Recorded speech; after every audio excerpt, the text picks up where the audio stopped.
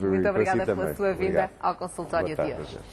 E seguimos agora em frente neste consultório. Vamos de seguida falar-lhe do cancro coloretal, mas antes de apresentar o meu próximo convidado, recordo que na segunda parte do programa de hoje terei comigo o Dr. José Alves, é pneumologista. Nessa altura, se tiver dúvidas para esclarecer, já sabe que as portas deste consultório estão abertas para que possa entrar em direto e participar.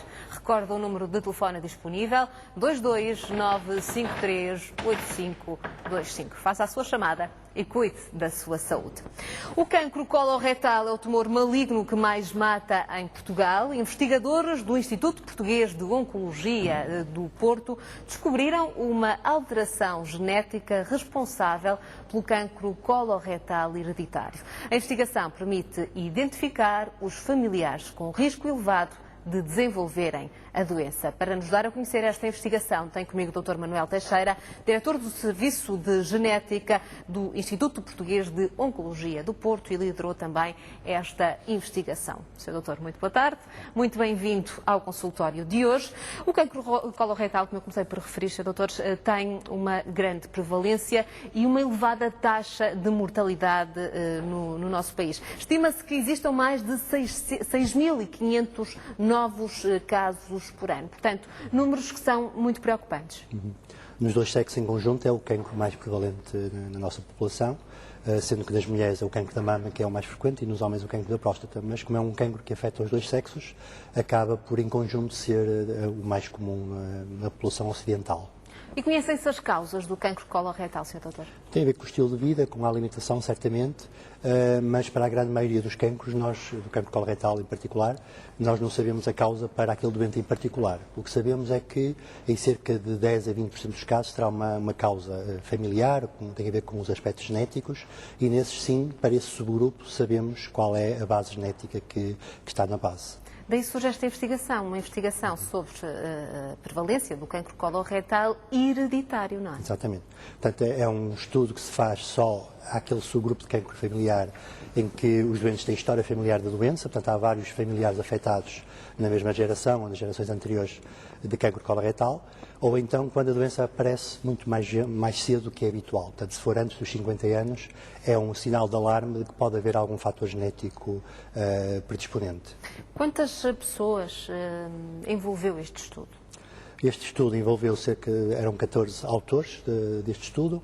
A maior parte das famílias são do IPO do Porto, mas havia também famílias que nos foram referenciadas do Hospital São João e também uma família que era do Hospital Padre Américo de Penafiel.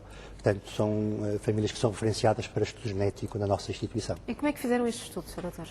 Portanto, é um estudo que surgiu a partir do diagnóstico genético que fazemos diariamente no Serviço de Genética do IPL do Porto e durante este curso da doença que já começou em 2003, a primeira família foi identificada em 2003, chegámos ao ponto em que tínhamos 14 famílias exatamente com a mesma mutação.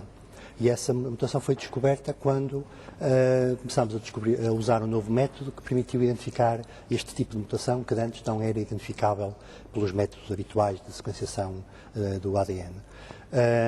Começámos a perceber que estas famílias tinham alguma relação entre si, apesar de elas não se conhecerem aparentemente, porque a mutação era exatamente a mesma, ocorria no mesmo gene, o MLH1, exatamente no mesmo local do gene. Isso dizia-nos que deveria haver um ancestral comum, que era comum a essas várias famílias.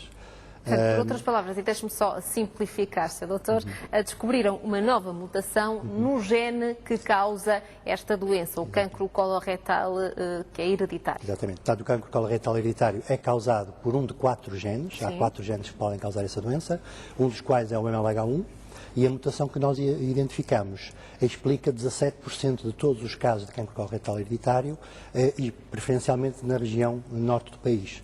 Nós investigamos qual era a origem geográfica destas várias famílias e nas gerações mais antigas, até onde as pessoas se lembravam, e descobrimos que elas vinham todas daquela região do interior do Porto, do distrito do Porto, tanto Penafiel, Marco de Canaveses, dessa região, e portanto isso também reforça a nossa ideia de que há um ancestral comum a todas essas famílias. Sim. Depois fomos estudar a variação genética que existia entre essas famílias, portanto havendo um ancestral comum, quanto mais diferenças genéticas houver entre as famílias, mais antigo será o ancestral comum a todas elas. E, portanto, usando esses dados, nós conseguimos datar quando é que terá vivido o tal ancestral comum às 14 famílias. E conseguimos chegar a um número de 300 anos. Portanto, terá vivido há cerca de 300 anos e a origem será, com os dados que temos hoje, do interior do distrito do Porto.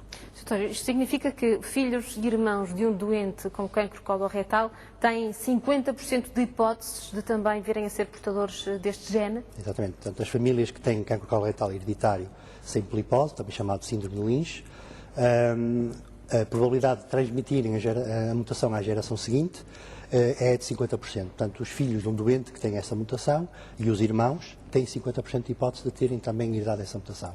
E é isto que torna importantíssimo fazer o estudo genético destas famílias, claro, porque normalmente as pessoas têm a ideia de que, havendo muitos casos na família de cancro, toda a gente tem risco e toda a gente vai acabar por ter cancro coloretal neste caso. E não é verdade. Portanto, quando esta doença genética está identificada na família, 50% dos descendentes não herdam a mutação e, portanto, têm um risco exatamente igual à população em geral, não têm que fazer vigilância especial. E isso é um aspecto importante neste estudo.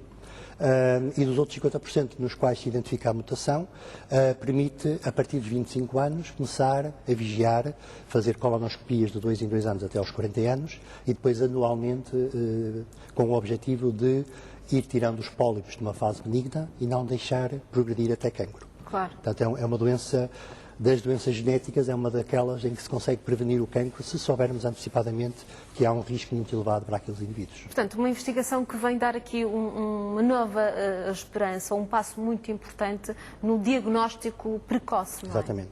Por um lado, vem acelerar muito a identificação destas famílias com cancro hereditário na nossa região. Claro. Isto porquê? Porque esta mutação, como é muito frequente, nós hoje em dia começamos logo por analisar esta mutação.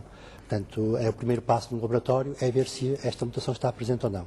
Se estiver presente, está imediatamente feito o diagnóstico e podemos avançar para o estudo dos familiares, para saber quem é que tem risco e quem é que não tem risco.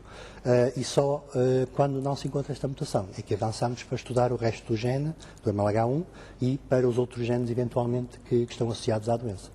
Doutor, isto parece-me, sem dúvida, uma investigação muito importante, sendo que, ou tendo em conta que o rastreio organizado do cancro coloretal praticamente não existe em Portugal, não é? Exatamente. Também não sei se haveria meios disponíveis para fazer um rastreio populacional. Em termos gerais, recomenda-se que qualquer pessoa a partir de 50 anos faça uma colonoscopia. Se não tiver pólipos, podes passar 5 ou 10 em 10 anos, porque o risco de vir a ter um cancro coloretal é bastante inferior. Se tiver pólipos, tira os pólipos e depois faz uma vigilância de 3 em 3 anos. Nestas famílias, a principal diferença é que o cancro aparece 20 a 30 anos mais cedo do que a média na população geral. E daí, num adulto jovem. Sim, exatamente. Sim. E, portanto, aí deve-se começar a vigiar logo aos 25 anos, quando se demonstra que são portadores desta mutação. E, na realidade, fazendo esta vigilância a partir dos 25 anos destas famílias, consegues evitar que eles acabem por ter o cancro coloretal. Quem não faz esta vigilância, ou porque não está feito o estudo genético, ou porque não quer fazer colonoscopias, o risco de desenvolver um cancro coloretal é de 80%. Portanto, 8 em cada 10 pessoas com estas mutações acabam por ter um cancro coloretal se não fizerem a vigilância regular e forem tirando os pólipos à medida que eles aparecem. Vem dizer ainda que os resultados desta investigação foram recentemente publicados na publicação oficial do Colégio Americano de Genética Médica. Dr. Manuel Teixeira, agradeço a sua presença neste consultório. Obrigado. Foi um prazer tê-lo aqui connosco. Muito obrigada pelas explicações que aqui nos deixou sobre esta investigação, o cancro coloretal hereditário, sendo que o cancro coloretal é o tumor maligno que mais mata em Portugal. E seguimos agora para uma curta pausa neste consultório, mas voltamos já de seguida com o Dr. José Alves, é pneumologista, e na segunda parte, se tiver questões para colocar, já sabe que as portas estão abertas para que possa entrar em direto e participar. Eu conto consigo desse lado. Até já.